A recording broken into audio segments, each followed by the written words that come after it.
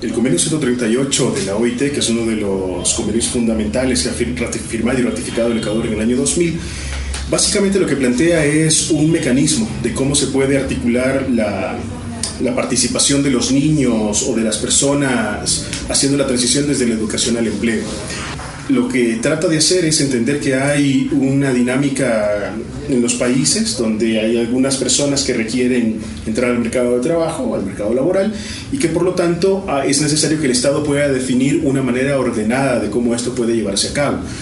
En general, los países lo que hacen es definir unas edades mínimas de admisión al empleo. Hay países que tienen más de una, por ejemplo, ¿no? Entonces, lo que el convenio estaba pidiéndole a los países es que pueda definir esa edad. En el caso de Ecuador la ha definido en los 15 años, o sea que una persona en principio puede acceder al empleo o al trabajo a partir de los 15. La intención en cualquier caso es que haya un mecanismo para que los adolescentes puedan ingresar en ciertas condiciones. ¿Cuáles son esas? La primera es que deberían tener una jornada limitada que no es idéntica a la de los adultos. El segundo es que el tipo de trabajo al que van a ir a desarrollar no sea de carácter peligroso, ni por su naturaleza ni por su condición. En tercero, es que se respeten los horarios, o sea, no se puede trabajar en horas nocturnas, ni más allá de unas horas específicas que establecen las regulaciones de los países. Usualmente rondan por los 6 horas diarias, ¿no? Ni tampoco en algunos de los casos fines de semana o días feriados. O sea, no hay manera de pagarles doble como sucede con las personas adultas para que los adolescentes trabajen en este sentido. ¿Por qué se piensa, digamos, de que el trabajo adolescente es una excepcionalidad en el Ecuador? Porque cuando uno puede ver los datos estadísticos, ¿no? y se da cuenta de que únicamente el 15% de los chicos están en trabajo peligroso, entonces en principio ese número de chicos puede reducirse siempre y cuando se cambie el tema de las condiciones en las que hacen las actividades, ¿no? Y si uno puede ver el mapa, cómo está distribuido el trabajo infantil, casi el 70% está en las zonas rurales, ¿no? Y eso implica que las zonas rurales, el trabajo que tiene lugar es en el ámbito de las cosechas de la chacra, que se trabaja más para la familia. Y el desafío que está puesto en esos casos, por ejemplo, no es cómo le decimos a las familias que sus hijos deben de dejar de aprender los aprendizajes tradicionales, sino más bien explicar que hay unas ciertas actividades que no pueden hacerse y que el trabajo debe realizarse en cualquier caso dentro de un margen que no interrumpa otros derechos, sobre todo el tema de la educación, el tema de la salud y el desarrollo adecuado de los chicos, ¿no? Mire, yo creo que Ecuador ha ido avanzando muchísimo más rápido en el desarrollo de mecanismos que articulan más de una institución. Creo que el sistema de formación vocacional o el sistema de formación profesional está preparado para trabajar con adolescentes, por ejemplo. En Panamá eso se cambió hace aproximadamente unos 6 años. Y durante todo ese periodo han funcionado el sistema de formación profesional sin permitir el acceso de personas de menores de 18 años, ¿no? Y siendo la única oferta los temas de educación formal, bachilleratos técnicos y cosas similares, ¿no?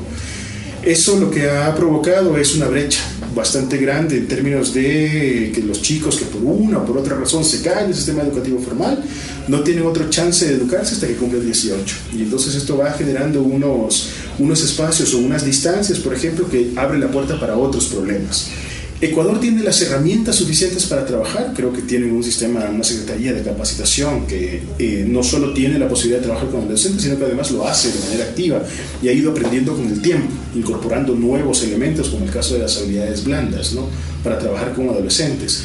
Y tienen un Ministerio de Trabajo, además, que tiene claro cuál debe ser la dirección que se debe de seguir. Eso, digamos, todavía está en construcción en Panamá. O sea, de hecho, lo que se está intentando hacer ahora es compartir la experiencia de Ecuador, o sea, de manera que el proceso en Panamá tarde menos tiempo de lo que ha tardado aquí. Panamá también, eso no significa que Panamá está de brazos cruzados, ¿no? Tiene también herramientas que puede ser interesantes que Ecuador vea. Hay un sistema que se llama el Programa Padrino Empresario, que es básicamente un mecanismo para generar habilidades y competencias en chicos que no han cursado una educación formal adecuada a su edad, ¿no? Entonces, lo que se hace es que se acuerda con las empresas unos ciertos puestos de trabajo que pueden ser desarrollados por personas con pocas competencias laborales y que pueden construirse a medida en la empresa. Entonces, la intención es que los recursos para el pago de los adolescentes, movilización y demás, provienen directamente de las empresas y están tratadas como acciones formativas, tienen una tasa de inserción laboral de mayor del 85%. Hay trabajos que no se pueden volver seguros, o sea, es imposible. Entonces el riesgo está inherente dentro de la propia concepción. En general, los trabajos que caen bajo esas categorías están asociados con unas condiciones bien concretas. Por ejemplo, todo trabajo subterráneo es peligroso. Ahí no hay discusión si es bajo 3 centímetros, bajo 20 centímetros o 3 kilómetros. Subterráneo es subterráneo.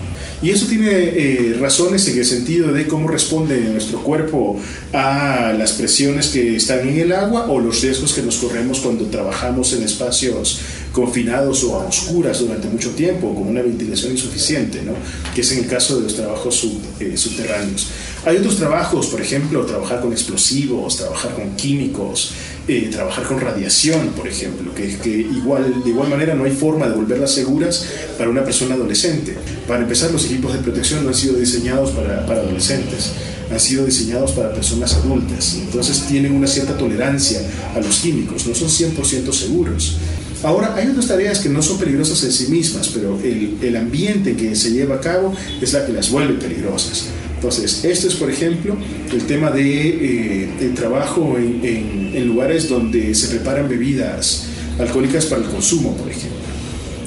Lugares en los cuales hay violencia, o sea, ¿qué te puedo decir yo? Peleas de gallos, sitios donde hay boxeo en general, etcétera, ¿no? Ese tipo de tareas no son peligrosas porque vayas a enfrentar algún peligro haciéndolo, ¿no? A veces, por ejemplo, lo que haces no implica ningún riesgo, pero lo que sucede dentro del local es lo que vuelve peligrosas las actividades. Para poner un ejemplo más, digamos, más fácil, nosotros teníamos un proyecto hace muchos años para trabajar con la producción de pirotécnicos, ¿no? Entonces los niños más pequeños, usualmente menores de 10 años, estaban encargados únicamente de tomar hojas del periódico y enrollarlas para hacerlas cilindros. Eso era todo su trabajo.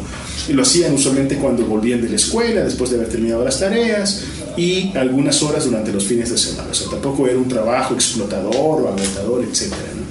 El problema era que dentro de una producción pirotécnica, si hay un accidente y estalla la productora pirotécnica, o sea, no solamente va a recibir daños la persona que está manipulando la pólvora, sino que va a recibir daños toda la instalación. Entonces, ese tipo de trabajos, por ejemplo, se prohíben con la idea de proteger a las personas, aunque la tarea específica que hacen no sea peligrosa en sí misma. Entonces, a veces lo que conviene para que un trabajo o una ocupación deje de ser peligrosa es identificar claramente dónde están los riesgos y cuáles tareas son peligrosas y cuáles una persona menor de 18 años no puede hacer.